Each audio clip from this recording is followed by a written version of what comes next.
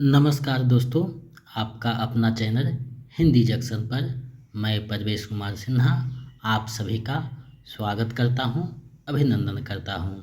अगर आप नए हैं तो चैनल को सब्सक्राइब कर दें और बेल आइकन को दबा दें ताकि मेरे आने वाला वीडियो का नोटिफिकेशन आपको मिलता रहे।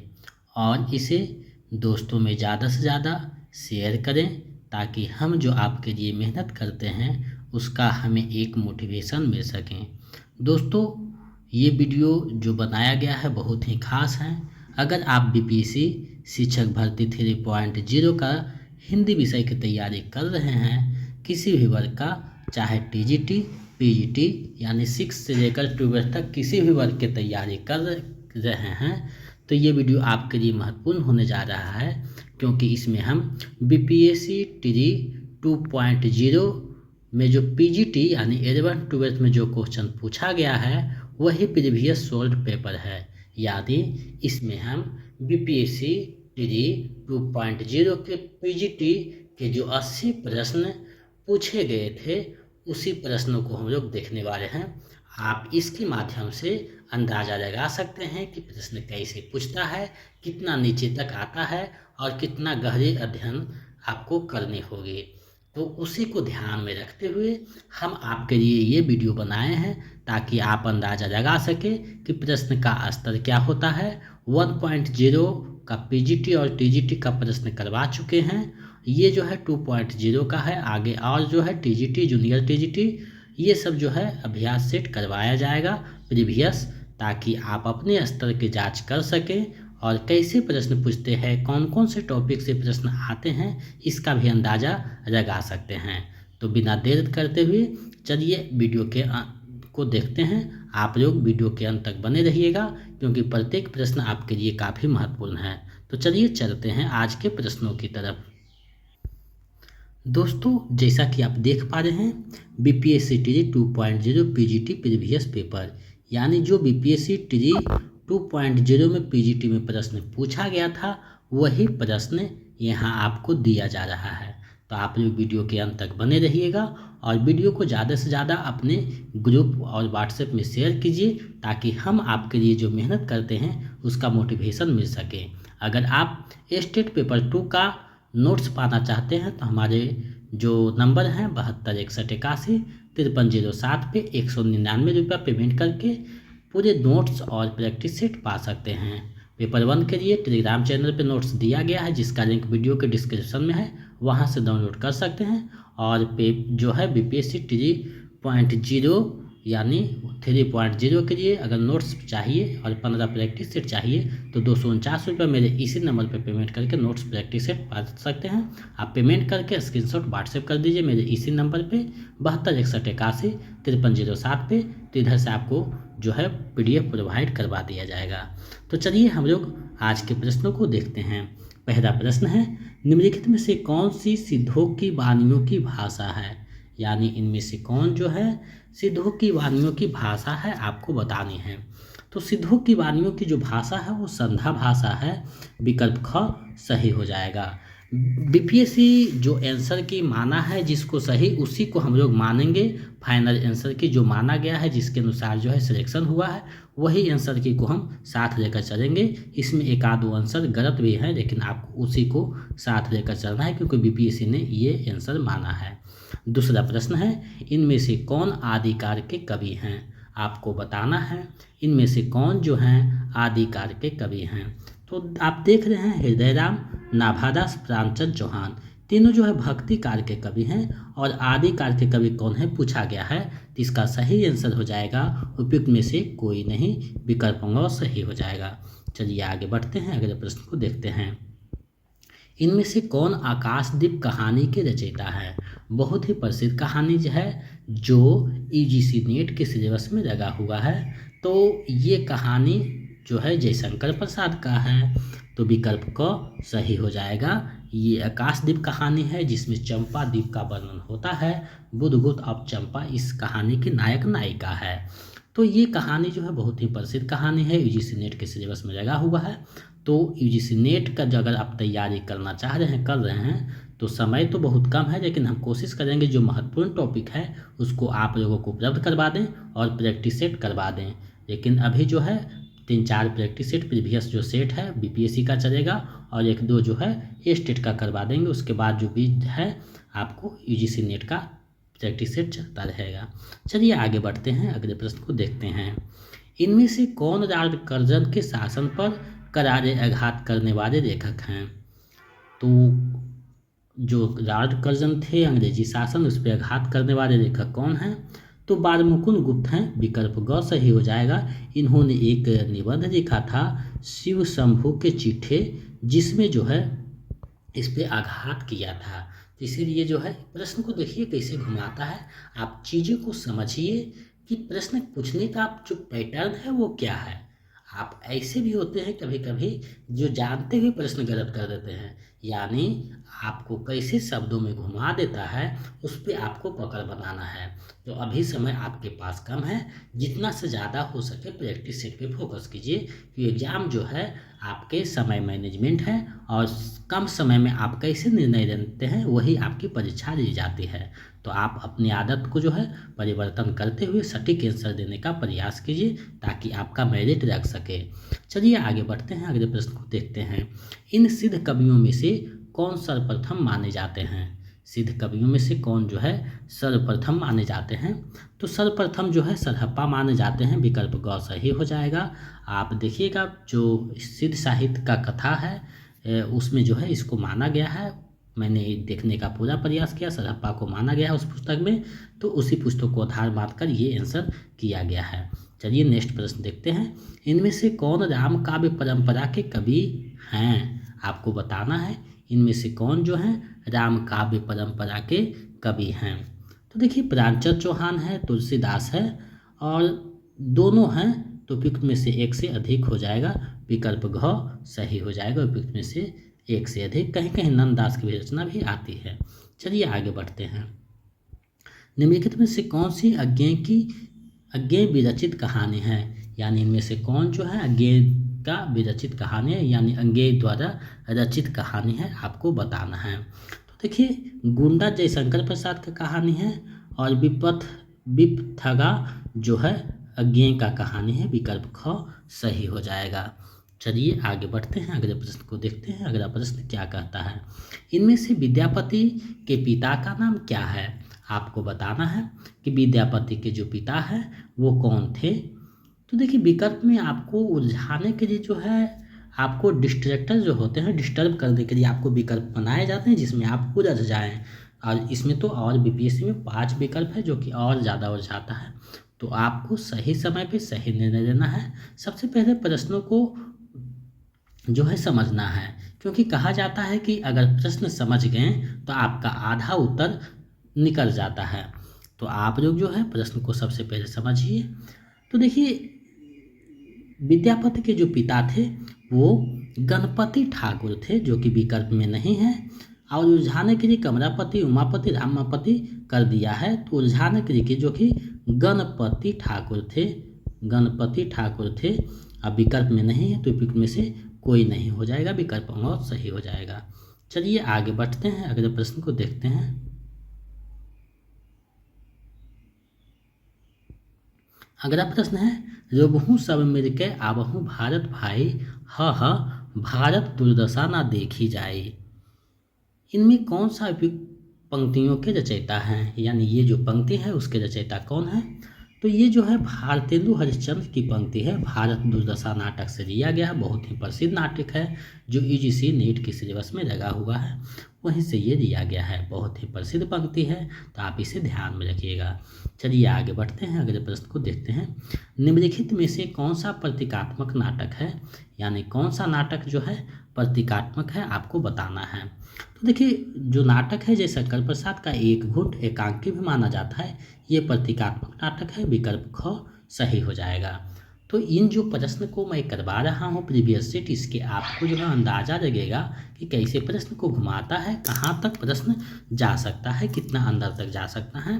तो आपको एक एक चीज़ पे पकड़ बनानी है ताकि आपका जो है रिजल्ट अच्छे नंबर से हो सके और अपने ज़िले में ज्वाइनिंग और पोस्टिंग हो सके। तो आप लोग प्रश्नों को समझिए, अब समय बहुत कम है, ज़्यादा से ज़्यादा प्रैक्टिस सेट बनाइए। मेरे चैनल पे हर एक टॉपिक का जो है वीडियो बना दिया गया है 2.0 का, उसी 3.0 में आप अध्ययन कर सकते हैं, क्योंकि वही सब टॉपिक है। और प्रैक्टिस सेट भी आप लगा सकते हैं, जिससे आपका तैयारी बेहतर हो सके। इनमें से कौन मिर्जा राजा जय सिंह के आश्रय में रहने वाले कवि हैं? इनमें से कौन जो है मिर्जा राजा जय सिंह के आश्रय में रहने वाले कवि हैं, आपको बताने हैं। तो मिर्जा जय सिंह के जो दरबार में रहने वाले हैं वो बिहारी कवि थे। विकल्प ख सही हो जाएगा। चलिए नेक्स्ट प्रश्न देखते हैं। निम्नलिखित में से जगनिक किस काल के कवि हैं? जगनिक जो है किस काल के कवि हैं, आपको बताना है। तो जगनिक जो है आप सभी को पता होगा, आदिकाल के कवि हैं। विकल्प ग जो है सही हो जाएगा। चलिए नेक्स्ट प्रश्न देखते हैं। बीती विभावरी जागरी, अंबर पनघट में डूबो रही, तारा घट उषा नागरी। इनमें से कौन उपयुक्त पंक्तियों के रचयिता है? इनमें से कौन जो है उपयुक्त पंक्तियों के रचयिता है, आपको बताना है। तो ये जो है जयशंकर प्रसाद की रचना है। विकल्प ख सही हो जाएगा, बहुत ही प्रसिद्ध रचना है। चलिए अगले प्रश्न को देखते हैं। इनमें से कौन भारत भारती काव्य के रचयिता हैं? इनमें से कौन जो है भारत भारती जो काव्य है, बहुत ही प्रसिद्ध काव्य है, उसके रचयिता हैं। तो देखिए भारत भारती काव्य के रचयिता जो है मैथिली शरण गुप्त हैं। मैथिली शरण गुप्त जी हैं, जो कि विकल्प में नहीं है, तो उपयुक्त में से कोई नहीं हो जाएगा। ये रचना जो है 1912 इसमें प्रकाशित होता है। बहुत ही प्रसिद्ध रचना है, जिसको जब्त भी कर लिया जाता है। और यही रचना के बदौलत महात्मा गांधी मैथिली शरण गुप्त को राष्ट्र कवि की उपाधि देते हैं। तो ये बहुत ही प्रसिद्ध रचना है, इसे आपको ध्यान में रखनी चाहिए। कहीं इसका प्रकाशन पूछ देता है, कहीं इसके जो है रचनाकार का नाम पूछ देता है, कहीं जो है आपको पूछ देता है कि देश प्रेम से संबंधित रचना कौन सा है। तो इन सारी चीज़ों को आप ध्यान में रखिएगा, ताकि जो है आपका आंसर गलत ना हो सके। चलिए आगे बढ़ते हैं, अगले प्रश्न को देखते हैं। इनमें से कौन गौ घाट पर निवास करने वाले कवि हैं? इनमें से कौन जो है गौ घाट पर निवास करने वाले कवि हैं? तो गौ घाट पर निवास करने वाले कवि जो है सूरदास हैं, जहाँ उनको जो है बल्लभाचार्य से मुलाकात होती है। तो ये गौ घाट पर निवास करने वाले कवि हैं। विकल्प ख सही हो जाएगा। चलिए आगे बढ़ते हैं। इनमें से कौन नाथ पंथ से संबंधित कवि है, आपको बताना है। कौन जो है नाथ पंथ से संबंधित कवि हैं? तो देखिए नागार्जुन भी है। ये नागार्जुन आधुनिक काल के नहीं है, पहले के नागार्जुन है। भट्ट भी है, जलभरत भी है। तीनों जो है संबंधित है नाथ पंथ से। तो उपयुक्त में से एक से अधिक हो जाएगा। विकल्प भ सही हो जाएगा। चलिए आगे बढ़ते हैं, अगले प्रश्न को देखते हैं। इनमें से कौन अकविता आंदोलन से संबंधित कवि हैं? और कविता आंदोलन से संबंधित कवि कौन है, आपको बताना है। तो देखिए कविता आंदोलन से संबंधित जो है कवि तीनों है, सौमित्र मोहन, जगदीश चतुर्वेदी और लक्ष्मीकांत वर्मा। तीनों का संबंध आता है। तो विकल्प घ हो जाएगा, उपयुक्त में से एक से अधिक। कहीं कहीं देखिए सौमित्र मोहन का नाम आता है, तो कहीं जगदीश चतुर्वेदी का आता है, तो कहीं कहीं लक्ष्मीकांत वर्मा का आ जाता है। तो इसको आप ध्यान में रखिएगा। चलिए आगे बढ़ते हैं, अगले प्रश्न को देखते हैं। इनमें से कौन अष्टछाप के संस्थापक हैं, आपको बताना है। इनमें से कौन जो है अष्टछाप के संस्थापक हैं? तो अष्टछाप की स्थापना जो है विठल दास ने किया था। विकल्प जो है ख सही हो जाएगा। अब देखिए प्रश्न उठता है कि अष्टछाप की स्थापना कब हुई? तो 1565 में किया गया था, जिसमें 8 कवियों को स्थान दिया गया था। तो ये आपको ध्यान में रखना है। चलिए आगे बढ़ते हैं। इनमें से कौन जो है प्रयोगवादी कवि हैं? इनमें से कौन जो है प्रयोगवादी कवि हैं? तो प्रयोगवादी कवि का जैसा ही नाम होगा तो अज्ञेय का आ जाएगा सबसे पहले। विकल्प क जो है सही हो जाएगा, जिसको नंद दुलारे वाजपेयी ने बैठे ठारे का धंधा कहा था। यानी प्रयोगवादी कवियों को उन्होंने बैठे ठारे का धंधा कहा था। चलिए आगे बढ़ते हैं, अगले प्रश्न को देखते हैं। निम्नलिखित में से कौन सा रचना फणीश्वर नाथ रेणु विरचित उपन्यास है? यानी इनमें से कौन जो है फणीश्वर नाथ रेणु विरचित उपन्यास है? विरचित मतलब रचित उपन्यास है, ये आपको ध्यान में रखना है। शब्द में फंसाएगा तो इसे आपको बच कर रखना है। देखिए मैरा आचर है और जो है पर्थी परिकथा है, दोनों जो है फणीश्वर नाथ रेणु का है। और तितली जो है जयशंकर प्रसाद की है। तो उपयुक्त में से एक से अधिक हो जाएगा। विकल्प घ सही हो जाएगा। चलिए आगे बढ़ते हैं, अगले प्रश्न को देखते हैं क्या कहता है। देखिए यहाँ दिया जा रहा निर्देश प्रश्न संख्या 21 से 30 तक। इस क्रम में नीचे दिए गए गद्यांश से संबंधित प्रश्न दिए गए हैं। सही विकल्प चुनकर उत्तर पत्रक में अंकित कीजिए। अब देखिए सबसे पहले पढ़ेंगे कि कौन इसमें क्या कह रहा है। तो साहित्योन्नति के साधनों में पुस्तकालयों का स्थान अत्यंत महत्वपूर्ण है। इनके द्वारा साहित्य के जीवन की रक्षा, पुष्टि और अभिवृद्धि होती है। पुस्तकालय सभ्यता के इतिहास का जीता जागता गवाह है। इसी के बल पर वर्तमान भारत को अपने अतीत गौरव पर गर्व है। पुस्तकालय भारत के लिए कोई नई वस्तु नहीं है। लिपि के आविष्कार से आज तक लोग निरंतर पुस्तकों का संग्रह करते रहे हैं। पहले देवालय, विद्यालय और नृत्यालय इन संग्रहों के प्रमुख स्थान होते थे। इनके अतिरिक्त विद्वान जनों के अपने निजी पुस्तकालय भी होते थे। मुद्रण कला के आविष्कार से पुस्तकों का संग्रह करना आजकल की तरह सरल बात न थी। आजकल साधारण स्थिति के पुस्तकालय में जितनी संपत्ति लगती है, उतनी उन दिनों कभी कभी एक एक पुस्तक की तैयारी में लग जाया करते थे। भारत के पुस्तकालय संसार भर में अपना सानी नहीं रखते। प्राचीन काल में यही स्थिति रही। चीन, फारस प्रकृति सुदूर स्थित देश से झुंड के झुंड विद्यानुरागी लंबी यात्राएं करके भारत आया करते थे। अब देखिए ये जो गद्यांश है, अब इससे संबंधित जो प्रश्न है उसको हम लोग देखते हैं। तो पूछ रहा है निम्नलिखित में से कौन सा उपयुक्त गद्यांश का उपयुक्त शीर्षक है, यानी ये जो गद्यांश है उसका उपयुक्त शीर्षक क्या है। तो विभाग जो है पुस्तकालय और भारत, इसका उपयुक्त शीर्षक माना है विकल्प ग सही हो जाएगा। चलिए आगे बढ़ते हैं। पुस्तकों का संग्रह करना आजकल की तरह सरल बात ना थी। क्यों नहीं थी, आपको बताना है। गद्यांश के अनुसार ही आपको जवाब देना है। क्योंकि मुद्रण कला के आविष्कार से पहले सरल बात नहीं थी। विकल्प ग सही हो जाएगा। आप लोग वीडियो को ज़्यादा से ज़्यादा शेयर कीजिए और अंत में आपका कितना सही होता है हमें कमेंट करके बताइए, ताकि हम समझ सकें कि आपका तैयारी किस लेवल पे हो रही है। अगला प्रश्न है प्राचीन काल में भारत का बड़ा महत्व था। क्यों महत्व था, आपको बताना है। क्योंकि भारत में विश्व के अनेक सुदूर स्थित देशों से विद्यानुरागी पढ़ने आते थे। विकल्प ख जो है सही हो जाएगा। चलिए आगे बढ़ते हैं। पुस्तकालय भारत के लिए नई वस्तु नहीं है। क्यों नहीं है, आपको बताने हैं। तो क्योंकि भारत में आरंभ से ही ज्ञान में पाठन होता है, ये भी गलत है। क्योंकि भारत में पढ़ा नहीं रहा, ये भी गलत है। क्योंकि जो डिवाइड ये भी गलत है। तो इसका उपयुक्त में से कोई नहीं हो जाएगा। क्योंकि पुस्तकालय की नई वस्तु नहीं है, क्योंकि ये पहले से ही किया जा रहा है। देवालय नेपालय में जो संग्रहित होता था, ये बातें चर्चा की गई जो कि विकल्प में नहीं है। तो इसका उपयुक्त में से कोई नहीं हो जाएगा। तो इस तरीक़ा से प्रश्न को आपको फंसाने के लिए आंसर बनाते हैं, जिससे आपको क्या है बचना होगा, पढ़कर समझना होगा और चीज़ें को आसानी से सोल्व करनी होगी। साहित्य की उन्नति का महत्वपूर्ण साधन है। क्या साधन है, तो पुस्तकालय जो है साहित्य की उन्नति का महत्वपूर्ण साधन है। विकल्प ग सही हो जाएगा। आपको देखिए जो गद्यांश से संबंधित प्रश्न पूछा जाए तो आपको अपने मन से जवाब नहीं देना होगा, सिर्फ गद्यांश के अनुसार ही आपको जवाब देनी होगी। चलिए नेक्स्ट प्रश्न देखते हैं। पुस्तकों का संग्रह शुरू से हुआ, कब से शुरू हुआ, आपको बताना है। तो लिपि के आविष्कार के साथ जो है पुस्तकों का संग्रह शुरू हुआ। विकल्प ख सही हो गया। चलिए आगे बढ़ते हैं। सभ्यता के इतिहास का जीता जागता साक्ष्य है। क्या जो है साक्ष्य है जीता जागता, तो पुस्तकालय जो है जीता जागता साक्ष्य है। विकल्प ग सही हो जाएगा। चलिए नेक्स्ट प्रश्न देखते हैं। आप देख रहे हैं प्रश्न कैसे घुमाकर पूछा जाता है। पुस्तकालय के आने से पहले पुस्तकों का संग्रह होता था, कहाँ होता था, आपको बताने हैं। तो नृत्यालय में और देवालय दोनों जगह होता था। विकल्प में से एक से अधिक आंसर हो जाएगा। चलिए नेक्स्ट प्रश्न देखते हैं। निम्नलिखित में से कौन सा पुस्तकालय के विकास के कारण है। पुस्तकालय के विकास के कारण कौन सा है, तो मुद्रण कला का आविष्कार जो है इसके विकास का कारण है। विकल्प ग सही हो जाएगा। भारत को अपने अतीत गौरव पर गर्व है। क्यों गर्व है, किसके बल पे गर्व है, आपको बताने हैं। क्योंकि पुस्तकालय के बल पे, यानी पुस्तकालय जो है पहले से ही था, इस पे गर्व है। विकल्प ख सही हो जाएगा।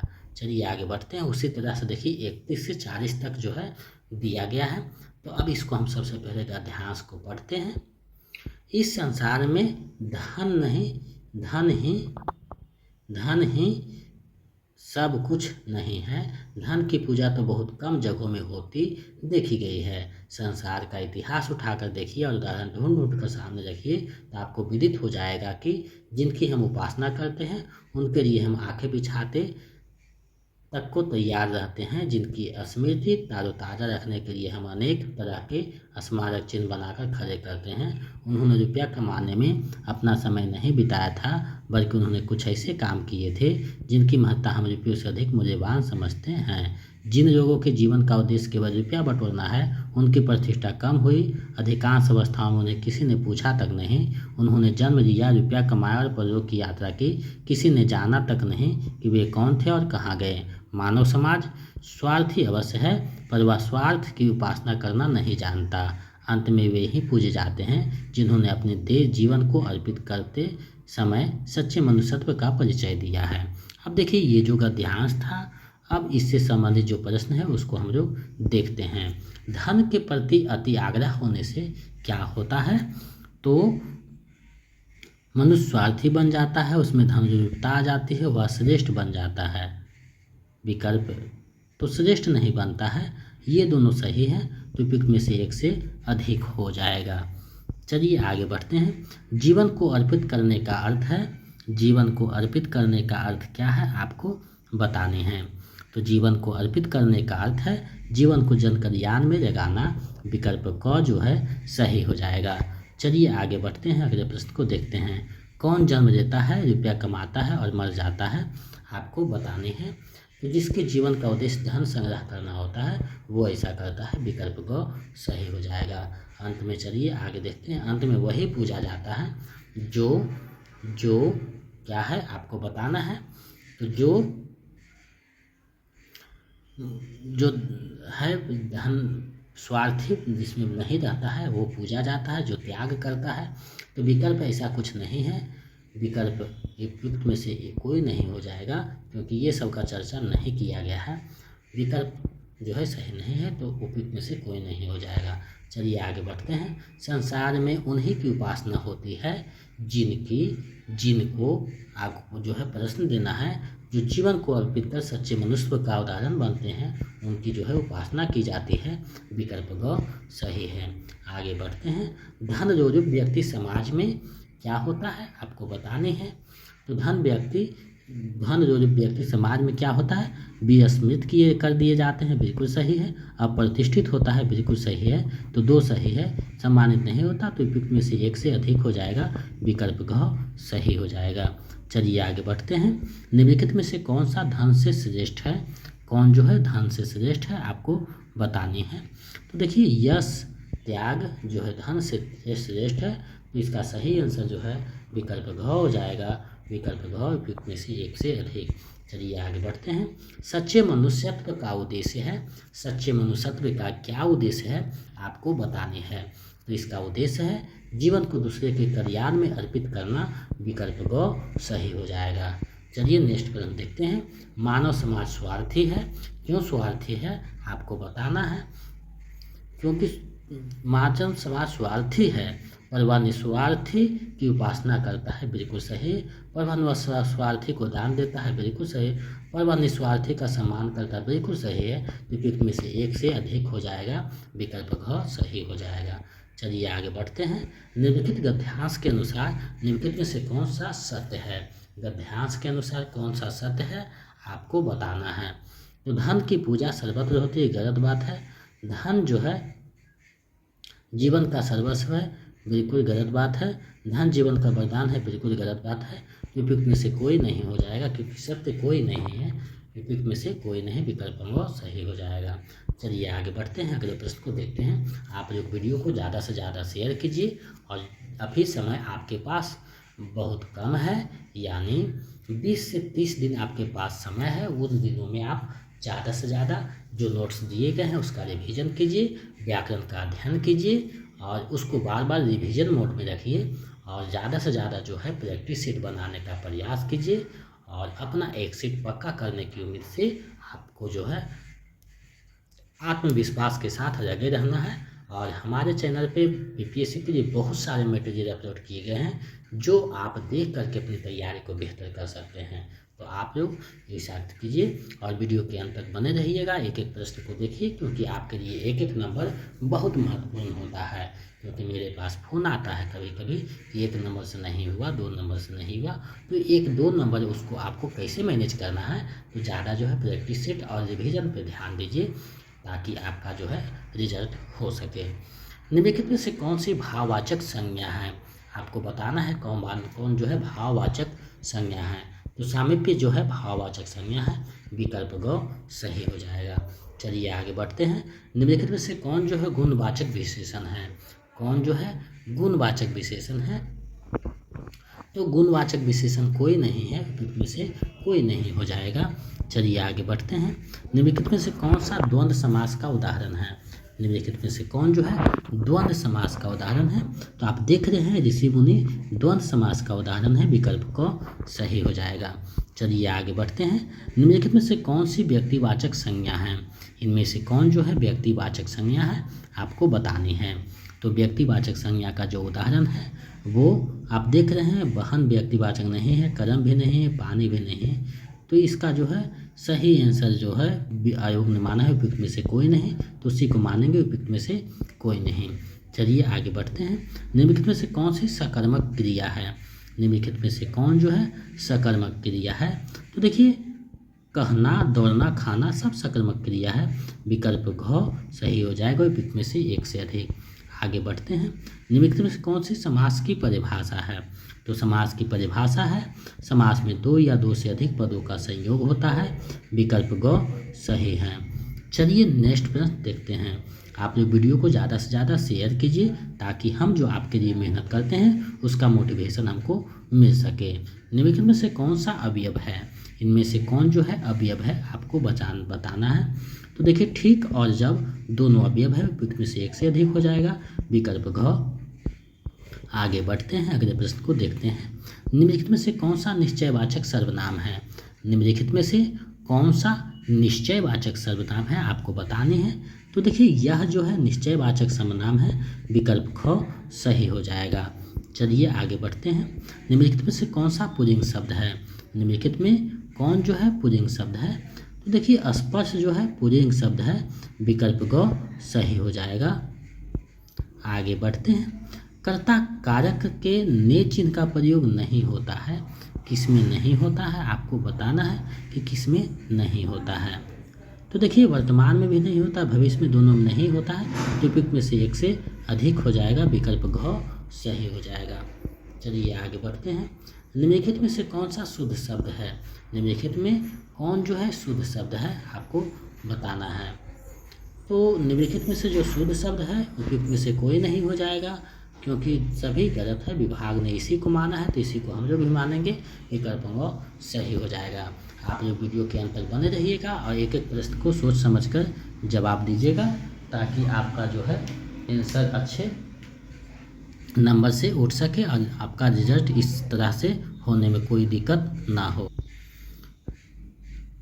निम्नलिखित में कौन सी अकर्मक क्रिया है, आपको बताना है कौन सी अकर्मक क्रिया है।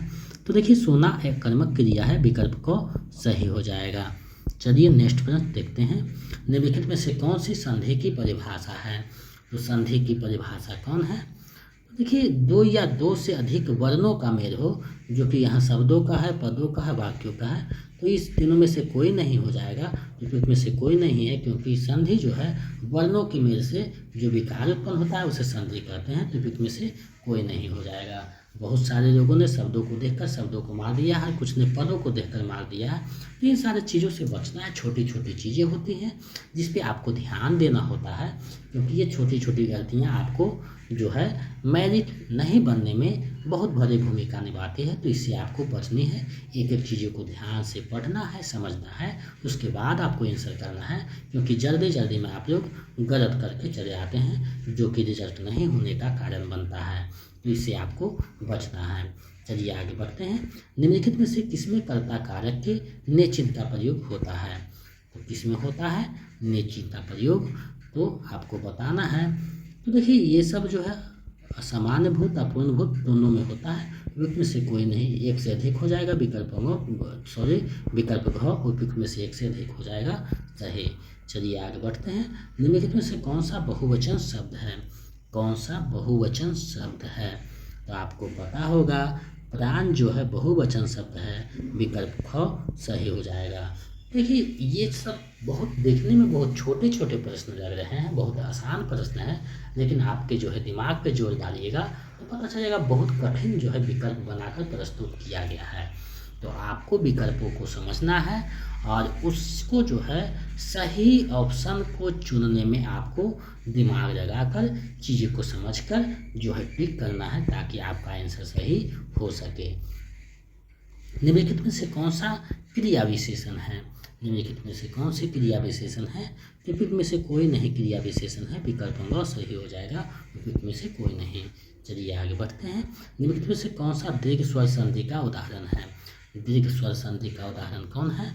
तो कोई नहीं है दीर्घ स्वर संधि का उदाहरण, उपयुक्त में से कोई नहीं हो जाएगा। चलिए आगे बढ़ते हैं। देखिए ये सब जो चीज़ें हैं वो संधि में आपको समझा दिया गया है, आप वहाँ से देखकर ये चीज़ों को देख सकते हैं। निम्नलिखित में से कौन सा बहुवचन शब्द है? निम्नलिखित में से कौन सा जो है बहुवचन शब्द है आपको बताना है। तो देखिए स्त्रीजन, नारीवृंद, ये दोनों जो है बहुवचन शब्द है, उपयुक्त में से एक से अधिक जो हो जाएगा, उपयुक्त में से एक से अधिक, विकल्प घ सही हो जाएगा। चलिए आगे बढ़ते हैं। निम्नलिखित में से कौन सा शुद्ध शब्द है? निम्नलिखित में से कौन सा शुद्ध शब्द है? तो निर्दयी, निर्दोष, निर्दय सब जो है शुद्ध शब्द है, उपयुक्त में से एक से अधिक हो जाएगा, विकल्प घ सही हो जाएगा। चलिए आगे बढ़ते हैं। निम्नलिखित में से कौन सी समूहवाचक संज्ञा है? समूहवाचक संज्ञा कौन सी है आपको बताना है। देखिए गुच्छा, कुंज, ये सब ज़्यादा जो है समूहवाचक है, विकल्प घ जो है सही हो जाएगा। चलिए आगे बढ़ते हैं, अगले प्रश्न को देख लेते हैं। निम्नलिखित में से कौन सा शुद्ध वाक्य है? निम्नलिखित में से कौन सा शुद्ध वाक्य है आपको बतानी है। तो देखिए एक गाय, दो घोड़े और एक बकरी मैदान में चर रही है, ये शुद्ध वाक्य है, विकल्प ग सही हो जाएगा। देखिए यहाँ श्री कृष्ण के अनेकों नहीं अनेक होता चाहिए, क्योंकि ये खुद बहुवचन है तो आप उसको नहीं बना। बंदूक एक बहुत ही उपयोगी शस्त्र नहीं अस्त्र है, तो ये जो है दोनों गलत है और ग सही है। चलिए आगे बढ़ते हैं। निम्नलिखित में से कौन सा बहुवचन शब्द है? कौन सा जो है बहुवचन शब्द है? प्रयोग जो है बहुवचन है, पुष्प भी बहुवचन शब्द है, ये साक्षर भी है, विकल्प घ जो है सही हो जाएगा, उपयुक्त में से एक से अधिक। चलिए आगे बढ़ते हैं। निम्नलिखित में से कौन सा पुल्लिंग शब्द है? इनमें से कौन सा जो है पुल्लिंग शब्द है? तो आपको पता होगा कि अपेक्षा, अवज्ञा, अवस्था तीनों पुल्लिंग शब्द नहीं है, उपयुक्त में से कोई नहीं हो जाएगा, पुल्लिंग शब्द नहीं है। चलिए आगे बढ़ते हैं। निम्नलिखित में से कौन सा अशुद्ध शब्द है? निम्नलिखित में से कौन सा अशुद्ध शब्द है? तो देखिए निरपराध और उस दोनों सही है, पूजनीय गलत है, विकल्प को सही हो जाएगा, ये अशुद्ध है। देखिए हिंदी के अनुसार पूजनीय गलत है, आप देखिएगा तो समझ में आ जाएगा। चलिए आगे बढ़ते हैं। निम्नलिखित में से कौन सा अवयवी भाव समास का उदाहरण है? अवयवी भाव समास का उदाहरण कौन सा है आपको बताना है। यथाशक्ति, सक्षम, ये सब जो है अवयवी भाव के उदाहरण है, उपयुक्त में से एक से अधिक, विकल्प घ सही हो जाएगा। चलिए आगे बढ़ते हैं, अगले प्रश्न को देखते हैं। निम्नलिखित में से कौन सा अशुद्ध वाक्य है? निम्नलिखित में से कौन सा जो है अशुद्ध वाक्य है? तो कई रेलवे के कर्मचारियों की गिरफ्तारी हुई, अशुद्ध वाक्य है, विकल्प क सही हो जाएगा। चलिए नेक्स्ट प्रश्न देखते हैं। आप लोग वीडियो को ज़्यादा से ज़्यादा शेयर कीजिए, क्योंकि आप जब शेयर करते हैं तो हमें एक जो है उत्साह मिलता है, तो हम दोगुने उत्साह के साथ आपके समक्ष प्रस्तुत होते हैं। आपके लिए बहुत सारे चीज़ों को कंटेंट में अच्छे से टाइपिंग करवा कर चीज़ों को प्रस्तुत करवा रहे हैं, ताकि आपका तैयारी बेहतर ढंग से हो सके। निम्नलिखित में से किसमें संप्रदान कारक के चिन्ह का प्रयोग हुआ है? किसमें जो है संप्रदान कारक के चिन्हों का प्रयोग हुआ है? तो उसने लड़के को मिठाई खिला दी,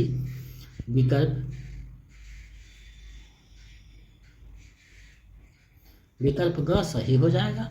लेकिन इसमें जो है विभाग के अनुसार कुछ गलतियां हैं जो कि माना है, लेकिन उसी को मानकर चलेंगे, विकल्प ग। चलिए आगे बढ़ते हैं। निम्नलिखित में से कौन सी जातिवाचक संज्ञा है? निम्नलिखित में से कौन सी जो है जातिवाचक संज्ञा है? तो देखिए नदी जो है जातिवाचक संज्ञा है, विकल्प ग सही हो जाएगा क्योंकि ये पूरे नादि का बोध कराता है। चलिए नेक्स्ट में हम देखते हैं, निम्नलिखित में से किसमें संबंध कारक के चिन्ह का प्रयोग हुआ है।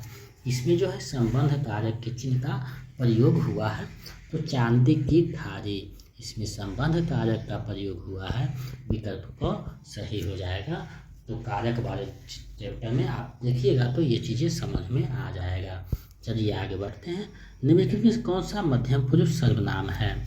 कौन जो है मध्यम पुरुष सर्वनाम है, तो तुम जो है मध्यम पुरुष सर्वनाम में आता है, विकल्प ख जो है सही हो जाएगा। चलिए आगे बढ़ते हैं, जो दूसरे के स्थान पर अस्थायी रूप से काम करे, अनेक शब्द के लिए एक शब्द उसके लिए क्या है आपको बताने हैं, तो उसे कहा जाता है स्थानापन्न, विकल्प ग सही हो जाएगा। तो मुहावरे भी पूछे जाते हैं जो आप देख सकते हैं। तो वासुदेव नंदन प्रसाद के जो व्याकरण है उसको आप देख करके विपरीतार्थक शब्द, सपर्यायवाची शब्द, मुहावरे और लोकोक्तियाँ देख लीजिए, तो बहुत हद तक वहाँ से आपको चीज़ें कवर्ड हो जाएगा। निम्नलिखित में से कौन सा जो है मेघ शब्द का पर्यायवाची है, तो पयोधर जो और प्रयोग दोनों जो है पर्यायवाची शब्द है, तो इसका जो सही आंसर जो हो जाएगा विकल्प घ हो जाएगा। उपयुक्त में से एक से अधिक, जलधि मतलब जो है समुद्र होता है, लेकिन कहीं कोई मेघ के रूप में भी आता है, विकल्प घ सही हो जाएगा। चलिए आगे बढ़ते हैं, निम्नलिखित में से कौन सा अवनत शब्द का विपरीतार्थक है, तो अवनत का जो है उन्नत हो जाएगा, विकल्प ग सही है। चलिए आगे बढ़ते हैं, दौड़ धूप करना मुहावरे का सही अर्थ क्या है, तो दौड़ धूप मुहावरे का अर्थ है बड़ी कोशिश करना, विकल्प ख सही हो जाएगा। चलिए नेक्स्ट प्रश्न देखते हैं, किसी काम में दूसरे से बढ़ने की इच्छा या उद्योग के लिए अनेक शब्द के लिए एक शब्द क्या है आपको बताना, तो उसे जो है स्पर्धा कहा जाता है, विकल्प ख सही हो जाएगा। लेकिन बहुत सारे लोग प्रतियोगिता में भी मारे थे, लेकिन आयोग जो है स्पर्धा को आंसर रखा है, तो उसी को हम लोग लेकर चलेंगे। चलिए आगे बढ़ते हैं, निम्नलिखित में से कौन सा जल शब्द का पर्यायवाची शब्द है, जल शब्द का जो है पर्यायवाची शब्द कौन है, तो उदक है, विकल्प क सही हो जाएगा। चलिए आगे बढ़ते हैं, खाक छानना मुहावरे का अर्थ है, खाक छानना मुहावरे का अर्थ है माने नाकामयाबी हाथ रंगना, तो ये सब कोई नहीं हो जाएगा, में से कोई नहीं, विकल्प घ जो है सही हो जाएगा। तो इस तरीका से भी प्रश्न बनाता है, आप उसको अच्छे से समझिएगा। चलिए आगे बढ़ते हैं, निम्नलिखित में से कौन सा जो है कृत्रिम शब्द का विपरीतार्थक शब्द है, कृत्रिम का विपरीतार्थक शब्द कौन है, तो प्रकृत हो जाएगा, विकल्प ख सही है। चलिए नेक्स्ट प्रश्न को देखते हैं, चिराग तले अंधेरा लोकोक्ति का अर्थ है, चिराग तले अंधेरा जो लोकोक्ति है उसका सही अर्थ क्या है आपको बताने हैं, तो अपनी बुराई नहीं दिखती, विकल्प जो है क है सही हो जाएगा, विकल्प क सही हो जाएगा।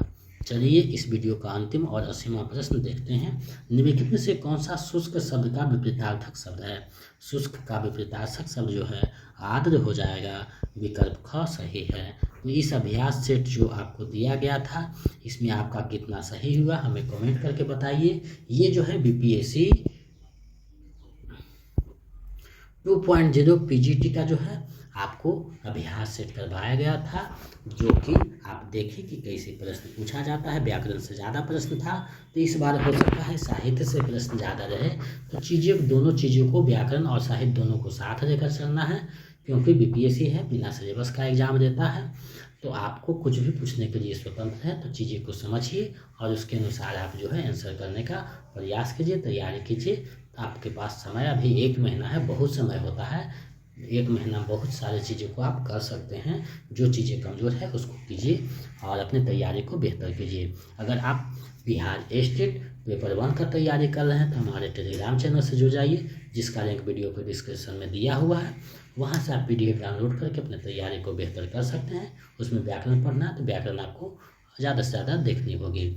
अगर स्टेट पेपर 2 का तैयारी कर रहे हैं तो हमारे चैनल पे वीडियो डाला हुआ है, प्रैक्टिस सेट भी डाला हुआ, और उसका अगर नोट्स पाना चाहते हैं तो मेरे नंबर 7261815307 पे आपको जो है 199 रुपया पेमेंट करके उसका स्क्रीनशॉट हमारे इसी नंबर पे व्हाट्सएप कर दीजिए। आप किसी भी माध्यम से पेमेंट कर सकते हैं, गूगल पे, फ़ोनपे, पेटीएम, और जो है उसका स्क्रीनशॉट इस नंबर पे व्हाट्सएप कर दीजिए, तो हम इधर से PDF प्रोवाइड करवा देंगे। अगर आप BPSC 3.0 का नोट्स और प्रैक्टिस सेट पाना चाहते हैं तो इसी नंबर पे 249 रुपया पेमेंट करके स्क्रीनशॉट भेज दीजिए, तो हम इधर से PDF और प्रैक्टिस सेट उपलब्ध करवा देंगे, 15 प्रैक्टिस सेट और नोट्स। तो आप जो है जो आपको ज़रूरत है उसके अनुसार आप पेमेंट करके नोट्स पा सकते हैं, प्रैक्टिस सेट पा सकते हैं। और सिर्फ जो है 25 प्रैक्टिस सेट और 5 से 6 जो है प्रीवियस सेट पाने के लिए आपको जो है 99 रुपया पेमेंट करना होगा इसी नंबर पे, जिसके लिए आपको सूचना कल दे दी जाएगी। तो आप जो है आपको 25 प्रैक्टिस सेट और 5 से 6 प्रीवियस प्रैक्टिस सेट आपको, यानी कुल मिलाकर 31 आपको प्रैक्टिस सेट दिए जाएंगे, जिसको बनाकर अपनी तैयारी को बेहतर कर सकते हैं। तो इन सारी चीज़ों को जोड़ करके अपनी तैयारी को बेहतर कीजिए। टेलीग्राम चैनल पे और यूट्यूब के कम्युनिटी पोस्ट पे प्रत्येक दिन 1-2 प्रश्न दिए जाते हैं, जिससे आप देख करके वो जो है अपनी तैयारी में वृद्धि कर सकते हैं, क्योंकि एक एक प्रश्न आपके लिए महत्वपूर्ण है। तो मेरे साथ इतना देर तक बने रहने के लिए बहुत बहुत धन्यवाद। आप यूँ ही मेरे चैनल पर बने रहें, अपनी तैयारी को जो है गति प्रदान देते रहें और एक अपने को जो है योग और सफल शिक्षक के रूप में प्रतिस्थापित करें। बहुत बहुत शुभकामना। आप लोग जो है तैयारी जारी रखिए, आत्मबल के साथ, आत्मविश्वास के साथ। मिलते हैं एक नए वीडियो में।